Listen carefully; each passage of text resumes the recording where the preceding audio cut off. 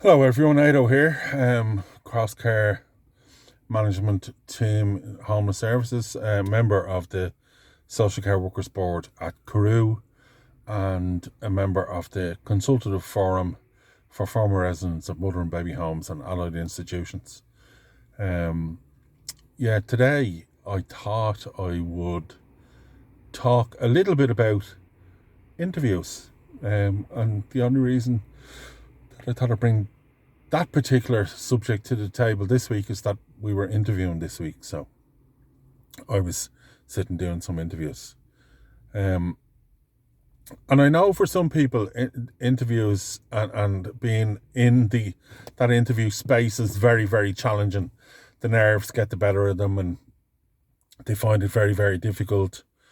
Their thought process goes out the window, etc., etc., and that's really challenging. And when you're kind of living, with that angst, that can be difficult, and there's really no kind of easy solution to that. If you get very nervous at interviews, there is no easy solution to it. I mean, down the years, I haven't found interviews particularly difficult, and I think what's helped me down the years is I have a background in drama and theatre, and it gives you some added skills, and you learn how to use that in situations whereby you're less than comfortable naturally. When you put yourself out on the stage in front of a big audience, you have to learn how to manage your nerves, and you can bring that to bear on the interview process. Interviews in social care settings, I mean, they're not all the same, but there are, similarities right across in all the sectors that I've worked in.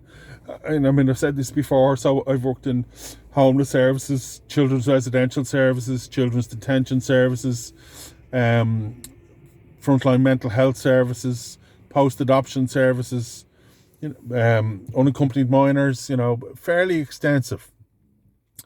And, basically what you're dealing with in interviews are competencies.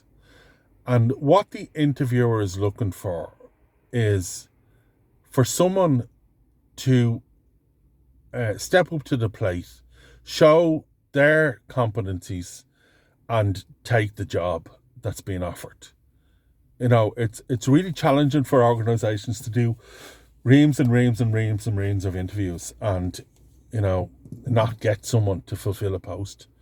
It's expensive, it's time consuming, and you have a team waiting for a new colleague as well.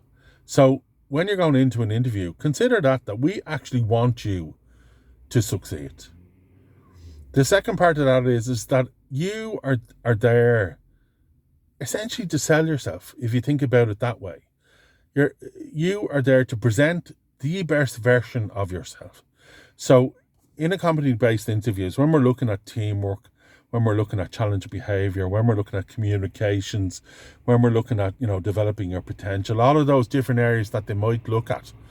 What we're looking at is, for you to be able to give us an understanding that you kind of have an understanding of where, the background, the academic background of teamwork comes from, the understanding of how teams are made, what the individuals within a team will do, who are your leaders, who are your drivers, who are your finishers, who are your social loafers, all of that sort of stuff, that you understand the complexities of that, but then that you understand where you fit in a team, what you bring to a team, what skills, what are your lesser strengths, and that you can develop that out in a narrative form so that you can tell a story how you fit in that team and give an example of that.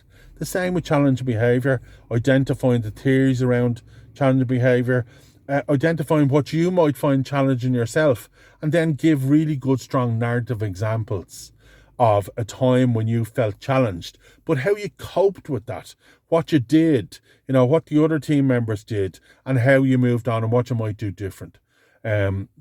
Communication, you might You might look at, again, a broad kind of academic analysis of communication in a social care setting, understanding how people communicate, what the different stages are like for people communicating, what it's like trying to communicate with someone who might have a disability of one form or another, what language barriers are like, and all of the structure around the paperwork and all that type of communication we do, and then give some very strong examples of that as well. So that's just kind of a brief overview of the stuff that you can do that'll help you while you're in an interview setting.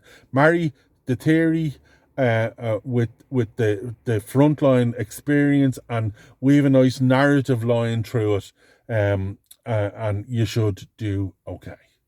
So that's it. Interviewing. See you next week.